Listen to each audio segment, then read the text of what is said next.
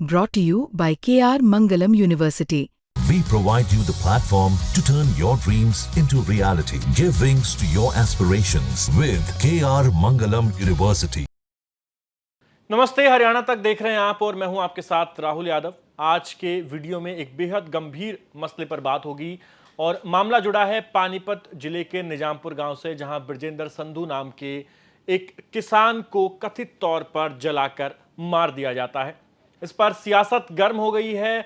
प्रदेश के तमाम विपक्षी दल अब मौजूदा जो सरकार है भाजपा की, उसको घेरने में लगे हैं और दबाव बना रहे हैं कि इस किसान के केस में अभी तक कोई गिरफ्तारी क्यों नहीं हुई है। आज आईएनएलडी ने पानीपत में प्रदर्शन किया है, जहां पर प्रदेश अध्यक्ष रामपाल माजरा, विधायक अर्जुन चौटाला, विधायक आदित्य देवीलाल पहुंचे थे। इससे पहले इस पूरे मामले को सबसे पहले कांग्रेस महासचिव रणदीप सुरजेवाला ने उठाया। उन्होंने प्रेस कॉन्फ्रेंस की और वो मृतक किसान के घर भी गए और कल दीपेंद्र हुड्डा भी मृतक किसान ब्रजेंद्र संधू के घर पहुंचे थे। उन्होंने भी इस पूरे मामले को बेहद प्रमुखता से उठाया है और सरकार पर हमला बोला है कि सरकार जो है वो इस मामले में लीपापोती कर रही है, अभी तक कार्रवाई क्यों नहीं हुई है।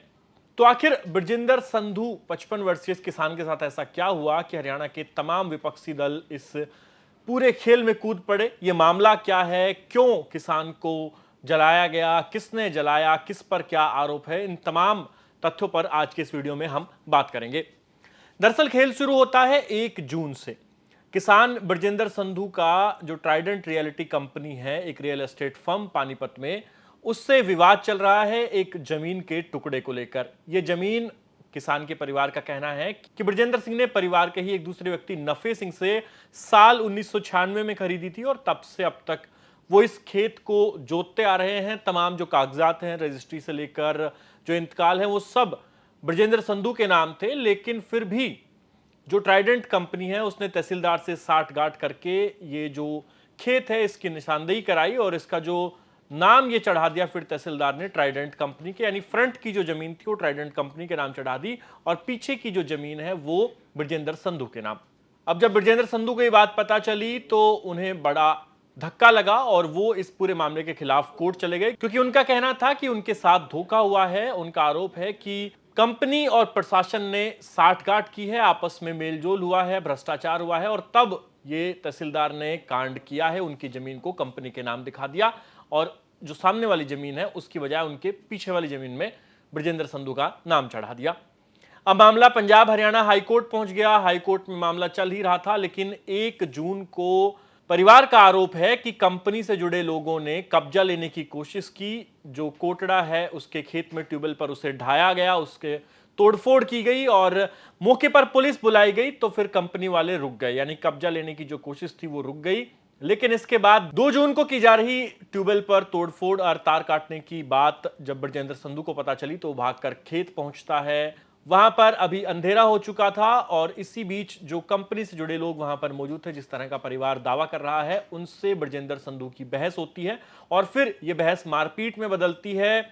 जो ब्रजेंद्र संधू के बेटे हैं उनको फोन आता है, वो भी भागे भागे दौड़े हुए जाते हैं अपने पिता को देखने के लिए खेत में, लेकिन जब वो वहां पहुंचते हैं तो उसके पिता उससे जली हुई हालत में मिलते हैं।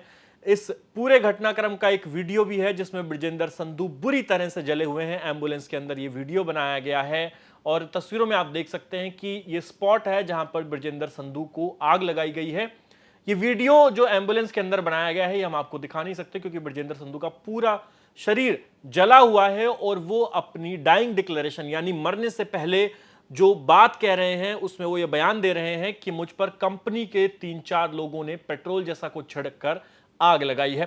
ब्रजेंद्र संधू को आनन फानन में उसके खेत से, उसके ट्यूबवेल से जो गवर्नमेंट हॉस्पिटल है पानीपत का, वहां लेकर जाया जाता है, लेकिन वहां से उसे रेफर कर दिया जाता है। परिवार उसे दिल्ली सफदरजंग अस्पताल लेकर आता है, जहां 3 तारीख मंगलवार को ब्रजेंद्र संधू दम तोड़ देते हैं और इस तरह एक किसान बिल्डर कंपनी के सामने अपनी जिंदगी की लड़ाई हार जाता है। परिवार का आरोप है कि इस पूरे हत्याकांड के पीछे ट्राइडेंट रियलिटी के लोग शामिल हैं और 2 लोगों को नामजद कर उनके खिलाफ परिवार ने शिकायत भी दी है, जिन पर पानीपत की पुलिस ने हत्या का मुकदमा भी दर्ज किया है। जिन दो लोगों को इस पूरे मामले में नामजद किया गया है उनके नाम है रवि और रजत। लेकिन हैरानी की बात यह है कि 2 जून को ही इस घटना में अब काफी दिन बीत चुके हैं, 1 हफ्ते से ज्यादा का वक्त हो गया है, लेकिन अभी तक एक सिंगल गिरफ्तारी नहीं हुई है। जिन 2 लोगों को एफआईआर में नामजद किया है उनके खिलाफ भी कोई कार्रवाई अभी तक देखने को नहीं मिली, यानी उनको अरेस्ट नहीं किया गया है। अब तमाम जो विपक्षी दल है वो आरोप लगा रहे हैं। रणदीप सिंह सुरजेवाला ने ट्राइडेंट कंपनी के जो ट्राइडेंट रियल्टी के जो मालिक हैं उनका नाम लेकर कहा है कि उनके भारतीय जनता पार्टी से क्या संबंध है, क्या नायब सैनी उन्हें बचाने की कोशिश कर रहे हैं, और ट्राइडेंट कंपनी की जो अलग अलग हरियाणा के अलग अलग हिस्सों में जो कंपनी जमीन एक्वायर कर रही है, क्या वहां पर भी जांच की जाएगी, क्योंकि हो सकता है कि इस तरह की जबरदस्ती कहीं और भी देखने को मिले जब कंपनी ने किसान को परेशान किया हो या फिर उसके साथ कोई धोखाधड़ी की हो। दीपेंद्र हुड्डा भी पहुंचे थे और आज आईएनएलडी ने भी जोरदार प्रदर्शन किया है। आगे की कहानी आपको बताएंगे कि आखिर अभी तक गिरफ्तारी क्यों नहीं हो रही है, मगर उससे पहले इन तमाम विपक्षी दलों का इस मामले पर क्या कहना है एक बार सुन लेते हैं। श्री सुमित नरवर कौन है और उनके भाजपा सरकार से क्या संबंध है? नंबर 2, क्या जमीन के मालिक किसानों को अब बिल्डर लॉबी को जमीन न देने पर जलाकर कत्ल कर दिया जाएगा? आपके एक और साथी वहां बैठे थे टप्पड़ पर, उन्होंने कहा मेरी भी वहां 1 एकड़ जमीन है, मुझे तो मेरी जान का भी अब खतरा है कि तो मुझे भी जलाकर मार देंगे, फिर हमें बचाएगा कौन गांव के लोगों को? क्या किसी कंपनी को विवादित जमीन के गरीब मालिक किसान को जलाने का अधिकार है? तीसरा सवाल, जब विजेंद्र की हत्या 2 जून 2025 को हुई तो पूरे यहां की प्रेस के साथियों को पता है, प्रशासन को पता है, पुलिस को पता है, तो एफआईआर क्यों अगले दिन क्यों दर्ज हुई? अगले दिन जाकर 3 जून 12:46 पर क्यों दर्ज हुई? ताकि बाद में दिखाया जा सके एफआईआर ही बिलेटेड है, लेट है, इसलिए बंदे बरी हो जाएं। क्या जब पूरी तरह से जले हुए किसान विजेंद्र का वीडियो पत्रकारों के पास उपलब्ध है, परिवार के पास उपलब्ध है, सोशल मीडिया पर उपलब्ध है, तो पुलिस को क्यों नहीं मिल रहा? पुलिस को क्यों नहीं मिलने लग रहा वो वीडियो? उन्होंने उसका संज्ञान लेकर सीधा मुकदमा क्यों नहीं दर्ज किया? क्यों अभी भी शक शक शक लिख रहे हैं? अब शक क्या है? जब मरने वाले ने खुद बयान दे दिया तो उसके बाद शक की कहां गुंजाइश बची? चौथा सवाल, पुलिस ने विजेंद्र को जलाकर मारने वाली कंपनी के मालिकों, डायरेक्टरों और कारिंदों पर कत्ल का मुकदमा दर्ज क्यों नहीं किया? क्या नायब सैनी जी और बीजेपी असरदार कंपनी को बचा रही है?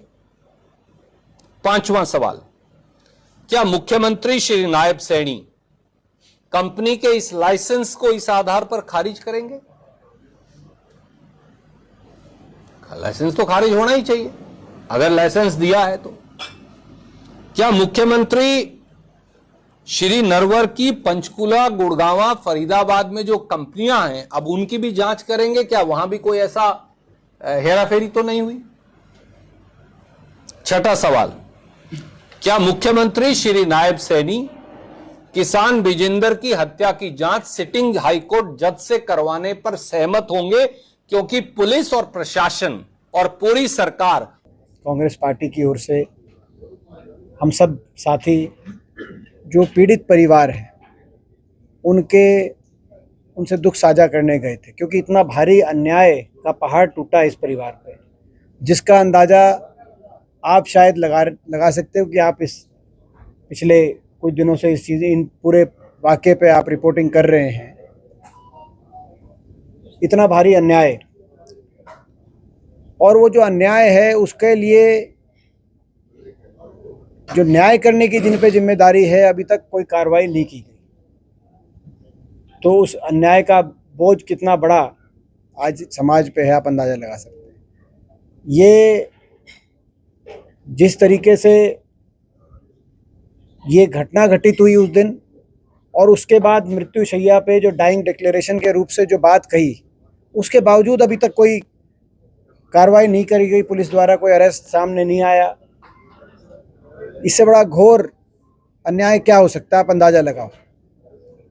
और उससे पहले का जो पूरा प्रकरण है जिसमें जो ये कंपनी है, कंपनी और प्रशासन की मिलीभगत के रूप से एक बहुत बड़ा दोनों की भूमिका, प्रशासन की भी, अलग अलग अधिकारियों की और कंपनी की भी संदिग्धता के दायरे में आती है।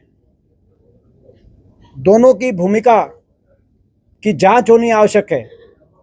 लोगों की धारणा है कि जो कंपनी है ये भारतीय जनता पार्टी के शासन की करीबी कंपनी है। ज्ञापन दिया, क्या कहना चाहोगे? इतनी बड़ी ये हादसा हो गया, बहुत शर्मनाक बात है कि इतना बड़ा हादसा हो गया और किसान को जिंदा जला दिया जाता है। और जब एफआईआर करी जाती है तो नाम तक ढंग से नहीं लिखे जाते और जो ट्राइडेंट कंपनी है, इस कंपनी का तो नाम ही नहीं है एफआईआर। आज हमने यही मांग रखी है कि एक सिटिंग जज के अध्यक्षता के अंदर इसकी जांच हो और साथ ही साथ ट्राइडेंट के मालिक और ट्राइडेंट का नाम भी इसके अंदर डाला जाए। सरकार सब किसान कह रही कि किसान हितैषी है, लेकिन अभी 2 जून को ये हादसा हुआ और अब तक कोई बयान नहीं आया। इस पर क्या कहना चाहोगे आप? सरकार तो, मुख्यमंत्री से लेकर किसी का भी कोई बयान नहीं। सरकार तो आज तक किसान हितैषी नहीं रही। ये तो किसान बताएगा ना उनकी हितैषी कौन है, सरकार थोड़ी बताएगी।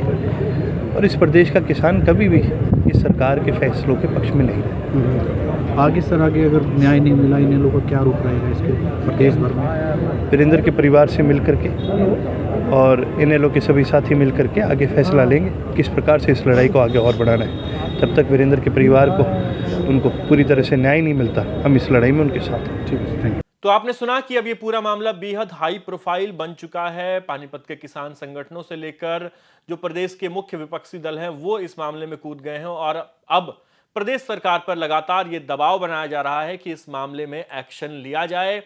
वहीं बात करें जांच की तो अभी पानीपत पुलिस के एसपी कह रहे हैं कि हम जांच कर रहे हैं। कल उनसे हमारे संवाददाता प्रदीप रेड्डू ने बात की थी तो उन्होंने कहा था कि अभी कार्रवाई चल रही है लेकिन गिरफ्तारी नहीं हो पाई। ये अपने आप में बड़ा सवाल है और यही सवाल हम भी उठा रहे हैं कि जब ब्रजेंद्र संधू जो मृतक किसान है उसकी बॉडी जली हुई है, उस वक्त एम्बुलेंस में वो स्टेटमेंट दे रहा है, उसका वीडियो रिकॉर्डिंग है जो पुलिस को परिवार ने दिया है।